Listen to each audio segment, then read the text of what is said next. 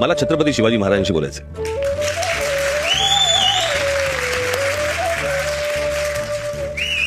आणि माझी इच्छा आहे की त्यांनी पुन्हा महाराष्ट्रात अवतरावं, देशात अवतरावं, खास करून महाराष्ट्रात अवतरावं आणि महाराष्ट्रातल्या प्रत्येक मराठी माणसाला सांगावं की तुम्ही कशासाठी झगडलात, तुमच्या आयुष्यातली इतकी वर्ष तुम्ही कशासाठी घालवलीत, काय समजवण्यात घालवलीत, काय करण्यात घालवलीत. औरंगजेबासारखा बादशाह तुमचे विचार मारण्यासाठी 27 वर्ष इथे महाराष्ट्रामध्ये राहिला आणि मेला. पण आम्हाला अजून कळत नाही की तुम्ही कोण आहात, तुम्ही काय आहात, तुम्ही कशासाठी महाराष्ट्रात जागवलात.